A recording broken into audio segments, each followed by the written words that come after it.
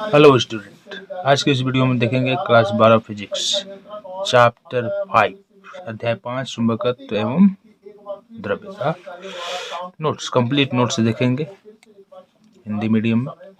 तो पहले है चुंबक के बारे में, फिर चुंबक के प्रकार, प्राकृतिक चुंबक और धीरे धीरे आगे मैं आपको विशेष बातें बताते चलता हूँ। तो अब आगे देखते हैं। फिर है कृत्रिम चुंबक और आगे है अस्थायी चुंबक। कृत्रिम चुंबक भी दो प्रकार के होते हैं। पहला अस्थायी चुंबक, तो अस्थायी चुंबक और अस्थायी चुंबक ये वाला देख लीजिएगा।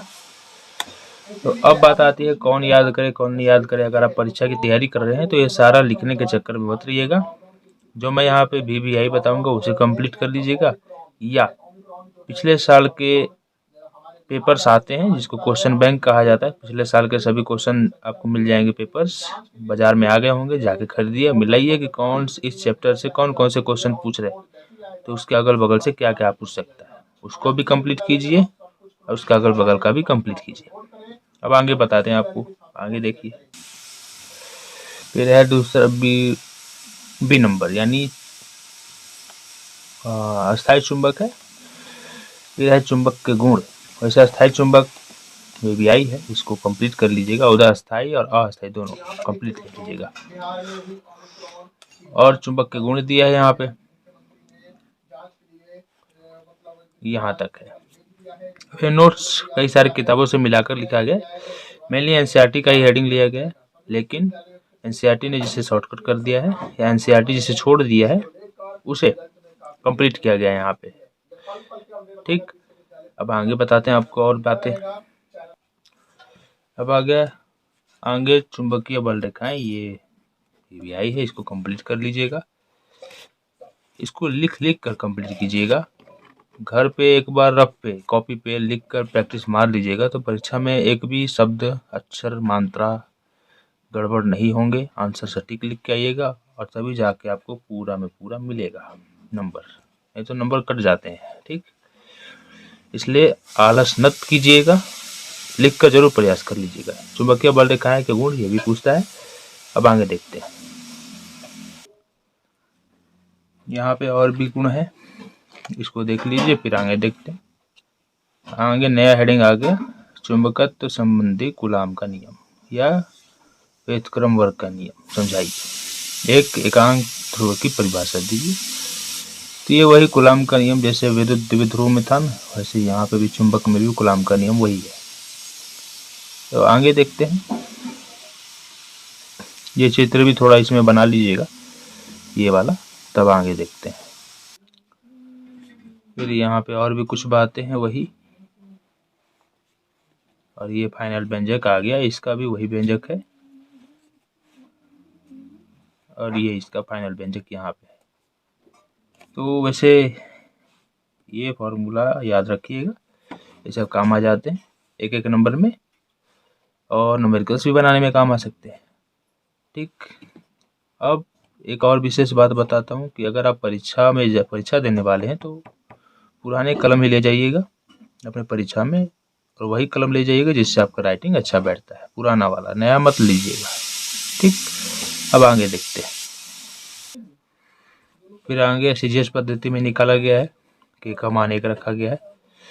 और यहाँ पे एक विशेष बात कि लाल रंग से कभी भी पेपर में इस्तेमाल मत कीजिएगा लाल रंग का। आंसर जो आपका फाइनल आएगा उसको घेरिएगा, लेकिन काले रंग से, लाल रंग से ना हेडिंग डालिएगा ना ही उसे घेरिएगा काले रंग से, और हेडिंग भी डालिएगा काले रंग से, और नीचे हाईलाइट भी कर दीजिएगा, अच्छा रहेगा। हाईलाइट कर देंगे तो चेक करने वाले को वो आसानी से चेक कर पाएगा साफ साफ। अब आगे देखते हैं।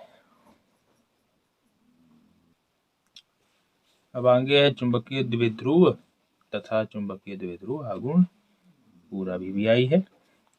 चुंबकीय द्विध्रुव होता क्या है, उसी तरह आप पढ़े होंगे वैद्युत द्विध्रुव। ठीक, लेकिन ज़्यादातर वैद्युत द्विध्रुव ही पूछता है, जो इसके अगले अध्याय में था। ये चुंबकीय उसी तरह वैद्युत द्विध्रुव आघूर्ण था, वो पूछता है। उसी तरह ये भी है, चुंबकीय द्विध्रुव आघूर्ण। तो मैक्सिमम आप वैद्युत वाला ही कंप्लीट कर लेते हैं तो वही लड़ जाता है, लेकिन फिर भी मेरा काम है बताना इस चैप्टर में कौन वीवीआई है, मैं बता देता हूँ। ठीक, अब आगे देखते हैं। फिर यहाँ पे चुंबकीय द्विध्रुव आघूर्ण का मात्रक दिया है, मात्रक जरूर कंप्लीट कर लीजिएगा।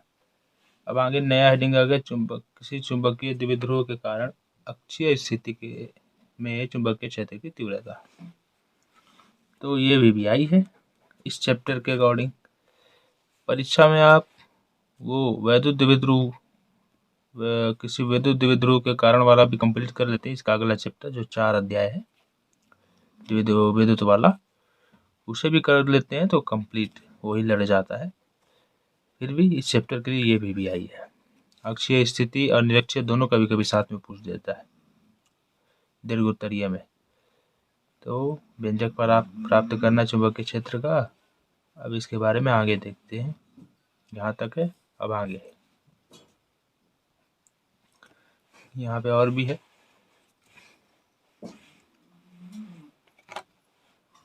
अब इसके आगे देखते हैं। ये आ गया फाइनल व्यंजक बी बराबर टेस्ला होता है चुंबकीय क्षेत्र का निश्चित स्थिति या चुंबकीय क्षेत्र की तीव्रता का मात्रक। टेस्ला याद रखिएगा। और फिर दूसरा है निरक्षीय स्थिति में, ये भी वीवीआई है। आगे वैसे आप पिछला साल का जरूर देखते रहिएगा क्वेश्चन। ठीक, हर चैप्टर से कौन किस चैप्टर से कितना पूछा है, ठीक, उसके आधार पर आप तैयारी करके जाइएगा ना तो आपका बहुत अच्छा रिजल्ट बनेगा, पूरा में पूरा भी बन सकता है। ठीक, आगे देखते हैं। आगे और भी है, अब इसके आगे देखेंगे हम लोग। अब यहाँ से आगे ये सब लिख लीजिए।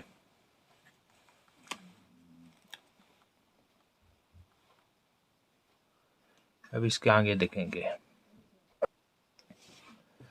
अब आगे और भी यहाँ पे फाइनल व्यंजक सिद्ध हो गया। व्यंजक को भी याद रखिएगा। ये एल का मान लगभग 0 हो तो क्या होगा, बी का मान, ये सब भी याद रखिएगा। ये सब स्थिति भी ऑब्जेक्टिव में आ जाते हैं। ठीक, अब नया हेडिंग आ गया कि एक समान चुंबकीय क्षेत्र में द्विध्रुव पर लगने वाले बल आघूर्ण का व्यंजक प्राप्त करना है। तो ये इस चैप्टर के लिए वीवीआई है। फिर भी आप पिछले साल का क्वेश्चन बैंक देखते रहिएगा। इस चैप्टर के लिए वीवीआई मतलब ये इस चैप्टर से पूछेगा तो ये वाला पूछ सकता है। वैसे जनरली जितने व्यंजक होते हैं वो अच्छे ही होते हैं, वीवीआई होते हैं। कि फिर भी मैं पहले ही बता चुका हूँ कि आप पिछला साल का क्वेश्चन देखिएगा। ज़्यादातर विद्युत द्विध्रुव से ही पूछता है, चुंबकीय क्षेत्र से नहीं पूछता। तो द्विध्रुव वाला कंप्लीट करके जाइएगा एकदम। इसमें ज़्यादातर 2-2 नंबर वाले या लघु उत्तरीय वाले 1-1 नंबर वाले काम आ जाएंगे आपको। ठीक, अब यहाँ से आगे देखते हैं हम लोग। यहाँ पे व्यंजक सिद्ध हुआ है लास्ट में, ये रहा। यहाँ पे ये सब व्यंजक कंप्लीट रखिएगा अपने दिमाग में। ठीक, यहाँ से भी ऑब्जेक्टिव इन दोनों से उठा सकते हैं। ठीक, सदिश रूप ऐसा होता है, ये व्यंजक रूप है। अब आगे देखते हैं इसके। अब आगे यहाँ पे नया हेडिंग आ गया, एक समान चुंबकीय क्षेत्र में चुंबकीय द्विध्रुव की स्थितिज ऊर्जा का व्यंजक वाला है। इसको देखते हैं हम लोग आगे। इसका व्यंजक सिद्ध करना है। क्या होगा व्यंजक, व्यंजक ही याद रखिएगा। आगे देखते हैं। तो यहाँ पे इसका फाइनल व्यंजक आ रहा है, ये फाइनल व्यंजक आ गया, इसको याद रखिएगा। और ये आपका स्पेशल केस आ रहा है, केस 1 ये हो जाएगा, ये सब याद रखिएगा। केस 2 में क्या होगा, u बराबर 0 हो जाएगा। ठीक है, अब आगे देखते हैं। केस 3 भी दिया है यहाँ पे, तो ये भी याद रखिएगा। u मैक्सिमम कितना होता है, mb। फिर आ गया दंड चुंबक और धारावाही परिनालिका में अंतर, इसको कंप्लीट कर लीजिएगा।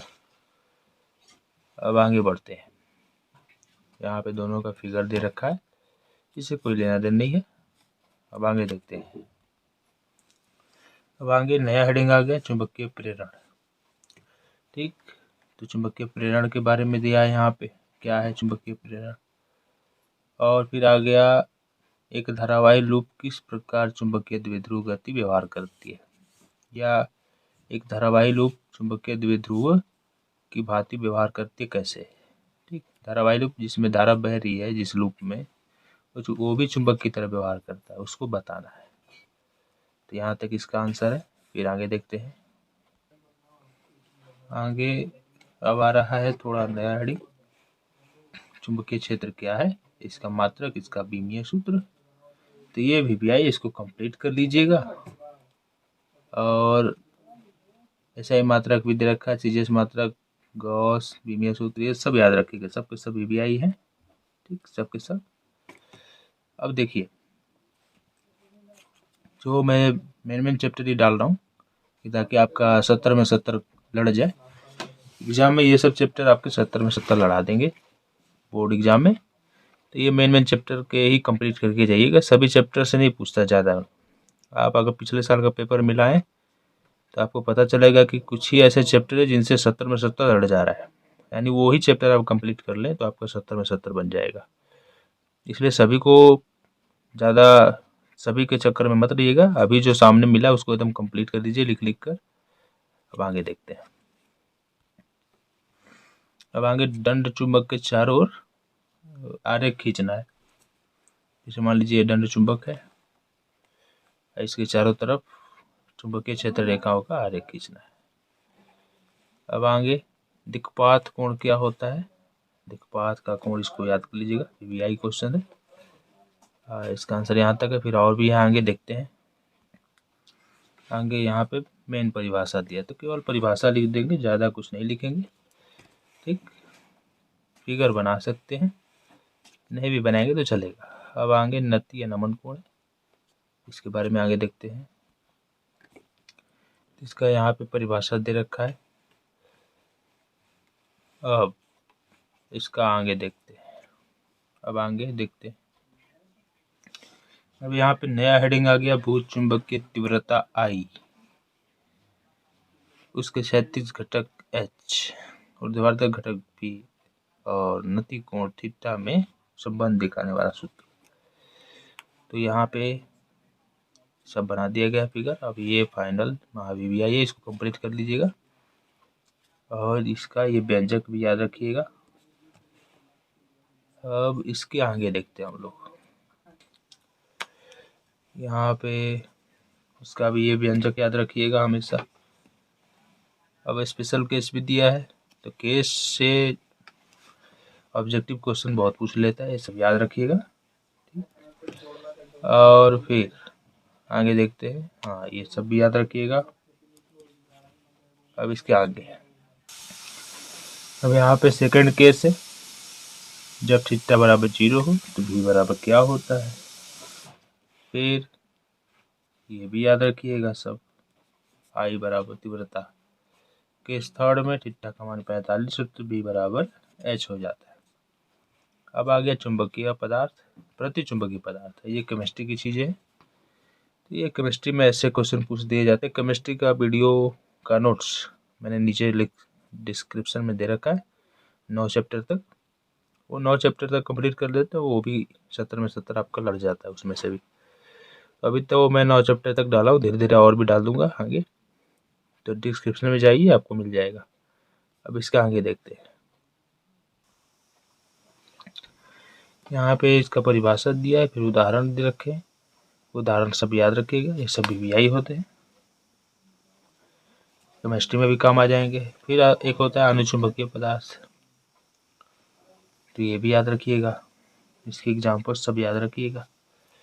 फिर आ गया लौह चुंबकीय पदार्थ, तो कौन कौन होते हैं लौह चुंबकीय पदार्थ में, ये सब एग्जाम्पल्स। अब आ गया प्रति चुंबकीय, अनुचुंबकीय, लौह चुंबकीय पदार्थों के गुणों के बीच तुलना, तीनों के बीच अंतर, ये VBI है, इसको कंप्लीट रखिएगा, तीनों के बीच अंतर या तुलना। आगे देखते हैं। यहाँ पे तीनों का दे रखा है, तो तीनों का एक साथ दे सकता है या किसी दो का दे सकता है। ठीक, इस तरह याद रखिएगा। परीक्षा में लघु उत्तर यही आता है, तो कोई भी दो अंतर बता देंगे हो जाएगा, तो उससे ज़्यादा बताने की कोई ज़रूरत नहीं है। वैसे है बहुत ज़्यादा, यहाँ तक है, और भी आगे दिखाता हूँ आपको। और भी यहाँ पे है, 8 तक है, 6 7 तक है। अब यहाँ पे आ गया न्यूमेरिकल क्वेश्चन, सांख्यिक प्रश्न। तो उससे पहले क्या क्या याद रखना पड़ेगा आपको? बी एच का मान, एच का मान याद रखना पड़ेगा, बी ई कॉस थीटा, फिर बी वी का मान, बी ई साइन थीटा, फिर टेन थीटा का मान, फिर आई का मान। तब आगे देखिए, आगे उदासीन बिंदु क्या होता है, फिर छठवां में एन टेंस टू एन कैसे सूचित करते हैं, निरक्षीय स्थिति, फिर सातवां म्यू आर बराबर इतना। अब आगे आंकिक उदाहरण देखते हैं। तो आंकिक उदाहरण पहला शुरू होता है यहाँ से। अब इसका हल दिया गया है, इसको देख लीजिए। अब आगे देखते हैं, ये फाइनल आंसर आ गया। अब यहाँ पे दूसरा,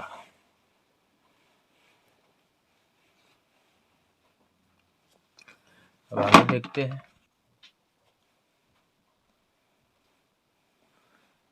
अब तीसरा शुरू हो गया।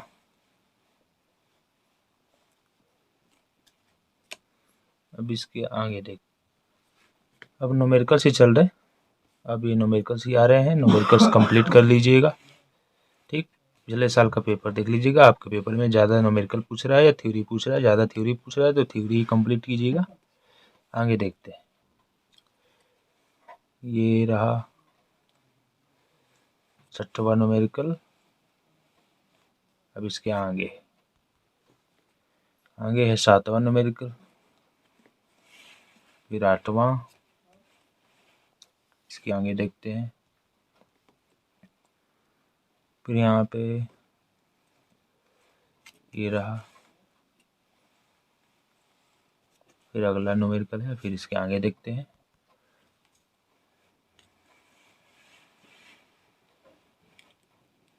फिर अगला 11, फिर इसके आगे, और ये यहाँ से लास्ट होता है।